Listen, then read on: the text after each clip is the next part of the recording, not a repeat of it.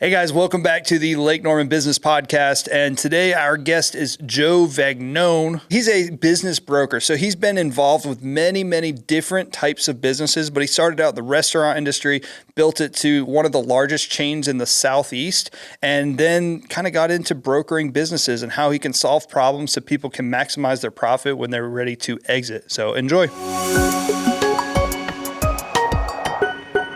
Well, Joe, thanks for being here. Welcome to the Lake Norman Business Podcast. It's good to have you. Danny, thank you so much. I know you and I have been talking about doing this for some time. Yeah, I feel like the tables have turned a little bit here because you've been kind enough to have me on your radio show so many times, and now I get to grill you a little bit. You are one of my favorite co-hosts, actually. We really like people that know their business and their industry, don't just say it, but can do it. And you're one of those guys. And you've been threatening to interview me for some time now. So Yep. You got me. Today's the day. So for the two people in Lake Norman that don't know who you are, Joe, just tell them real quick kind of what you do. I am a small business broker. I specialize in businesses that are about $5 million in gross sales or less. That's my specialty. I love to tell people I have bought and sold, owned and operated more small businesses than anybody you're going to meet. And it's such a big, broad statement, especially to a guy like you, right, Danny, that's been around the block and knows a lot of business people.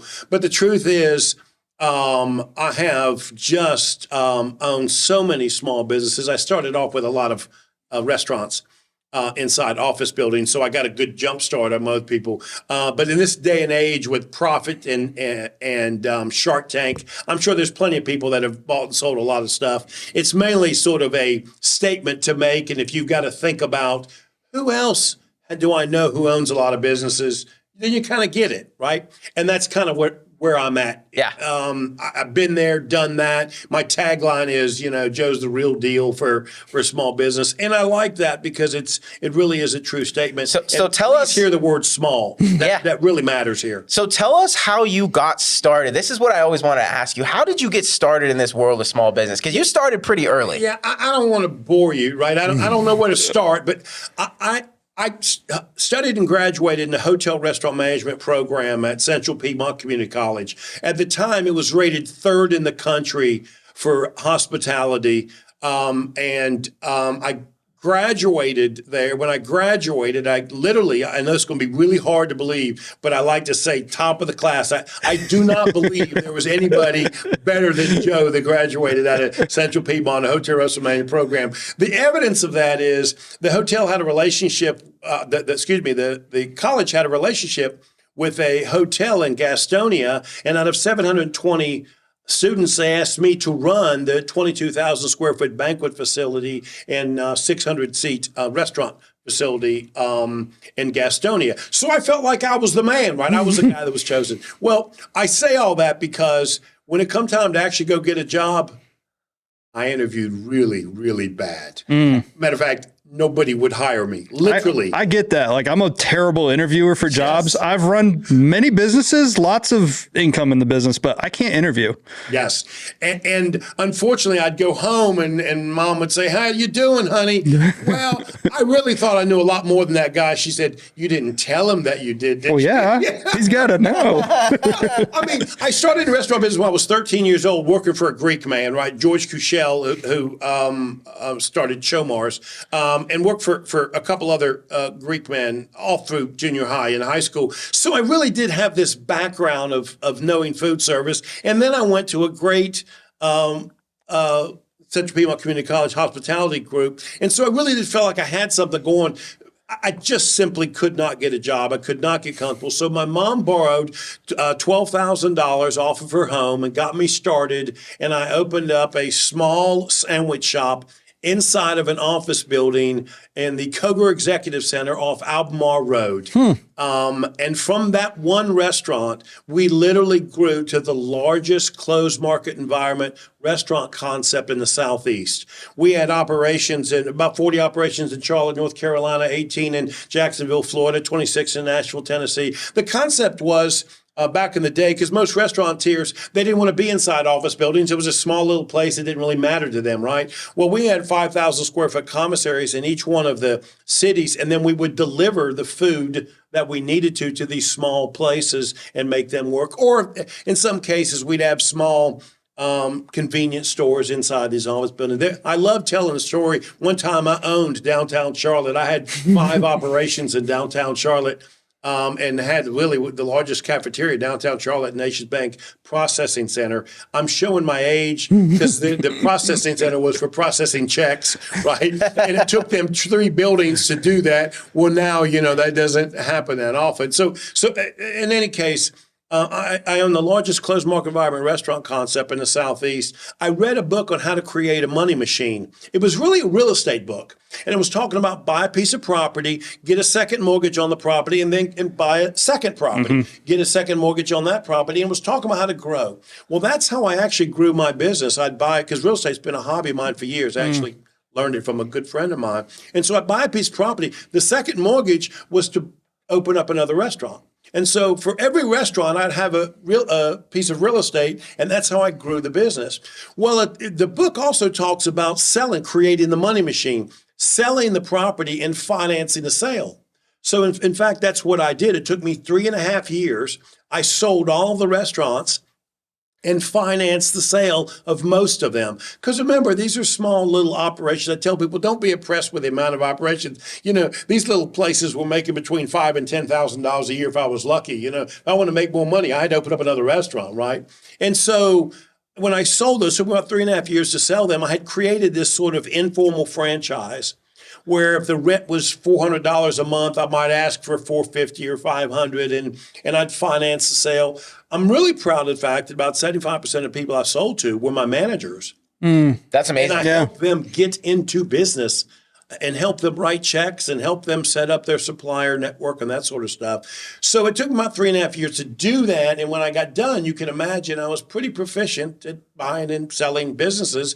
And so I realized I was making about $7,000 a year less with no operational responsibility. Life is good. Yeah. So I just started buying restaurants, fixing them up and selling them.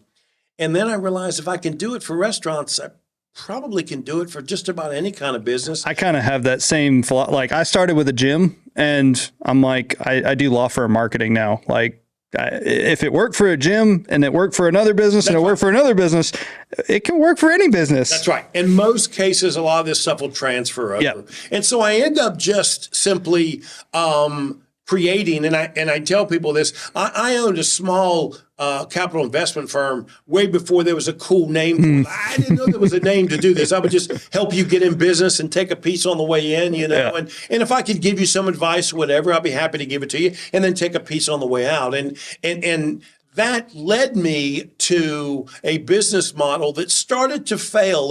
It started to work against me, where I couldn't put you in business and still make a good return on the capital necessary. The numbers just weren't fitting. So I just started brokering the deals, helping you get in business. And my wife loves it because she calls me a deal junkie. Yeah. And Danny's met my wife, my better half for sure. And truly, that deal junkie is probably the right word because my wife likes it because now I can still do the deal, help you do the deal, but it's not my money, right? Yes.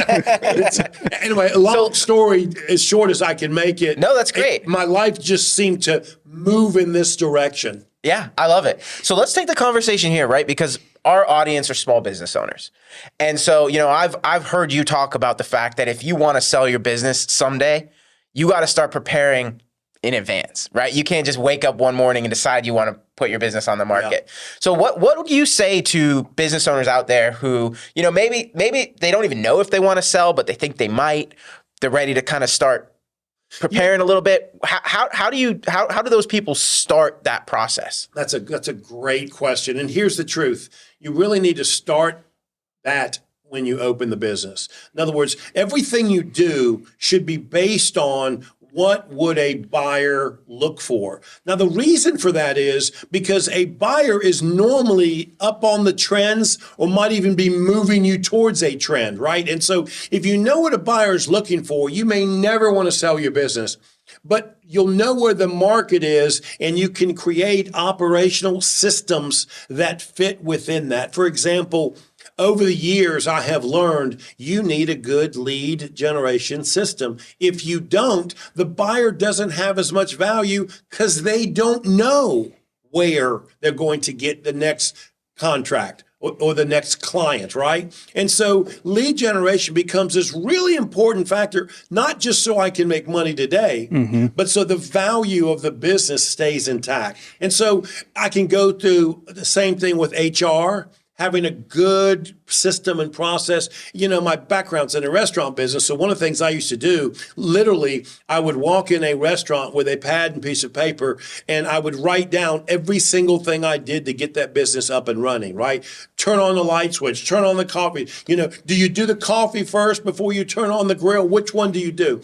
All of those things, I would do this for every single restaurant. I told you how many I had, so I got pretty proficient at that, right? Well, the point is that sheet, that laminated sheet, is one of the core things that made it easy to hire, easy to train, and easy to sell. Because I could sell to somebody that's never been in the restaurant business and say, if you follow that laminated chart, you're about 60% of the way there. I'm sure there's another, key component to that, which is I was talking to a friend that's looking to sell a business, a landscaping company.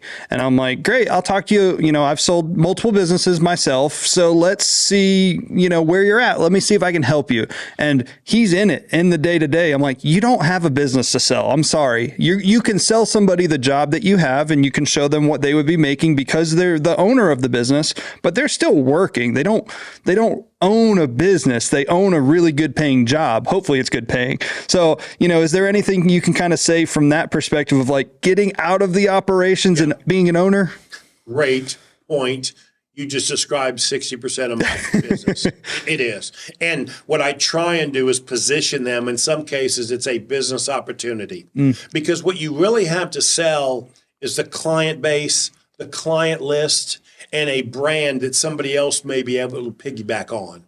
In some cases, we can normalize what we call normalize the payroll. So let's say you're interesting that you say landscaping because I've sold about 4 or 5 of them in the last 2 years. I'll hook them up with you. And I get it. So before you finish your sentence, I knew where you were headed. Yeah. Right? And let's say you're making $110,000 a year. Good life. Life is good. But you're doing the work. Right. Right? And so who wants to work as hard as you? Not too many people. You're a very highly paid landscaper.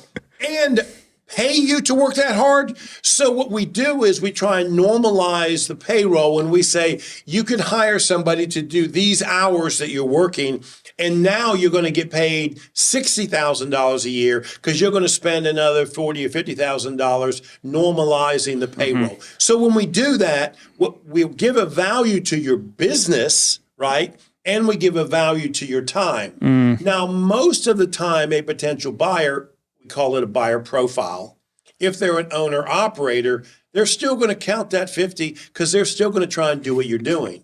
But the value is based on the business itself so you can sell it. So you got to break it down and then put it back together again. Same thing with the equipment. Sometimes you'll break the equipment out and you'll say to a buyer, you can have those things if you want them for a price or not.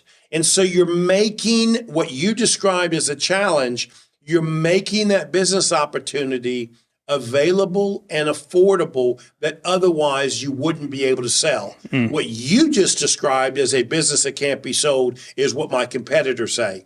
It's why I started this conversation by saying, hear the word small, right? Because that's what I do. What you just described is my specialty is helping create value for small businesses. Most brokers can't do that because all they know how to do Broker is look deals. at what cash flow is, subtract what the owner is making, and see what SBA is willing to loan on it. Well, what you described would be zero. Right. You're correct, right? You just have to dig into it. And the only way you can dig into it is kind of know, and again, we start this conversation with been there, done that, how to break these these pieces up. And I've been pretty successful at finding these sort of buyer profiles that fit. And then deal structure matters a lot too. Yeah. Sometimes you've got to create structure because you want the business to pay for the business. That's where the value is.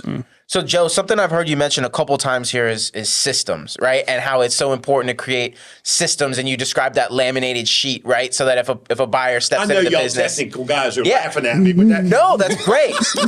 No, I think that's laminated piece of paper is all I have. hey, whatever works, right? But so my question is for like the average small business owner out there who's just like their hair is on fire every day, right? How do they get started creating those like systems, you know? Yeah. The question is so great and it is so complex because it's frustrating. Here's the biggest problem for small business people. Most of them know what they need to do, and they probably can find somebody to help them do it, but they simply don't have the time to do it because they're still too busy running their business. I'll tell you a quick story. Years ago, I owned the what we call area representative rights to a grilled sandwich concept. And I'd sold 18 grilled sandwich concepts in less than a year and a half, is the most in the company's 47-year history. I was happy. I'm the man. I sold these franchises, and I'm going to pick up 3% once we get them up and running. Life is good. And the first woman I sold to opened her doors after about 60 days of setting up the restaurant. That's a wonderful, sharp woman. She was the first general manager of the first Taco Bell in Jamaica. And her and her husband moved to the United States because they wanted to start their own business, and they chose my concept in Charlotte, North Carolina. I loved it, loved her, thought it was great. She got started, sharp, aggressive woman.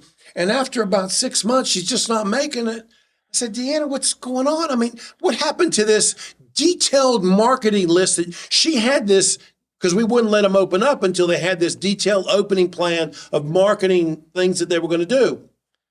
What happened to that marketing packet? I mean, that thing was awesome. Where's it at? Have you even gotten started on that? Joe, I don't have time for that. I'm too busy. What? And it's like the story of the small business owner, right? You kind of know what you need to do and you missed it. So, to your point, put the system in place as soon as possible.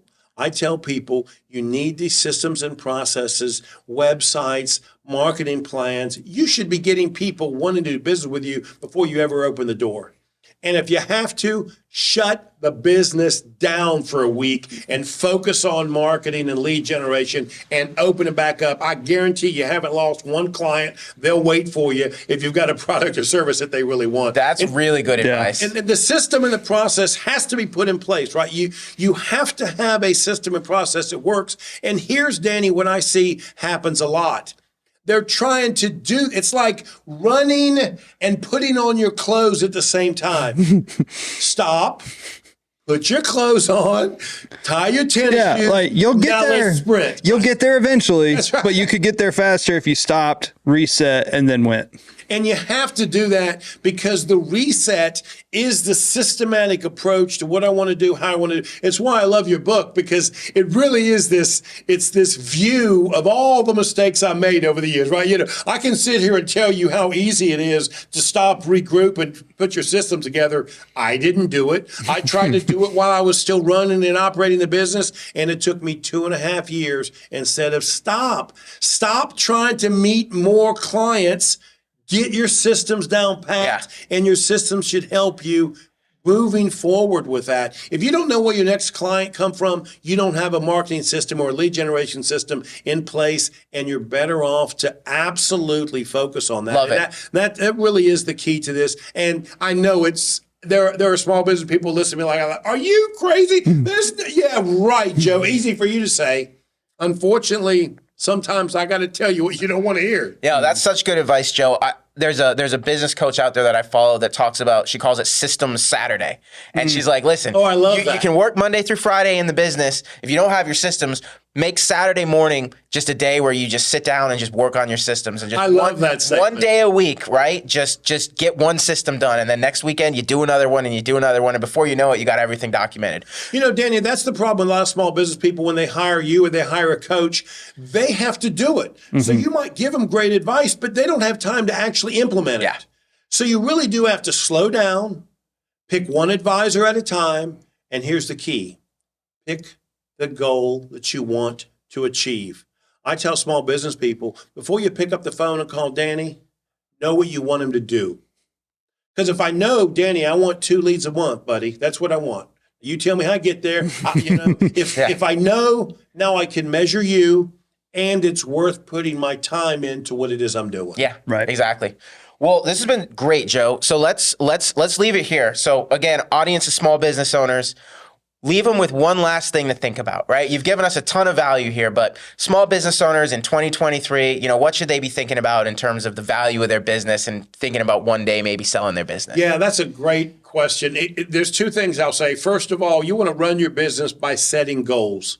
Setting monthly goals and quarterly goals and yearly goals. If you'll set those goals, you'll find yourself making choices and decisions to move to those goals. And the choices and decisions will be easier because you can ask yourself, hey, will that choice, A or B, which one will help me get closer to the goal that I'm after? So that's the first thing I would give. The second thing is you really should get an idea of how a buyer would value your business. If you know how a buyer is going to value your business, it helps you make choices and decisions on your business. For example, if buyers are looking at gross sales, then maybe you buy some sales because it increases sales because all they really want is sales and clients, not profit, right? And so the margins might not be good, but the buyer really is after sales because they think they got a way to create a system that will create more margin for themselves. Or the buyer might purely be after cash flow, which means you don't simply take every single client that comes in the door. You make sure that your margins are good so you're selling them more products and services and less clients. And then the buyer likes that the cash flow and the margins are well. So knowing where the buyer is very helpful for you to do. So that's probably the second piece of advice that I'd give. You can gather that information. You're going to find that the decisions are a lot easier making going forward. Because Danny, you and I know that the challenges are in front of us. I mean, it's probably the most challenging time to own a small business right now. So how to make choices and decisions is probably the advice I'd give them. Love it. And how do people get in touch with you? They can go to jvagnone.com, which is my website, and I will be more than happy to talk to them again, jvagnone.com. Thanks, Danny. Thanks for being here.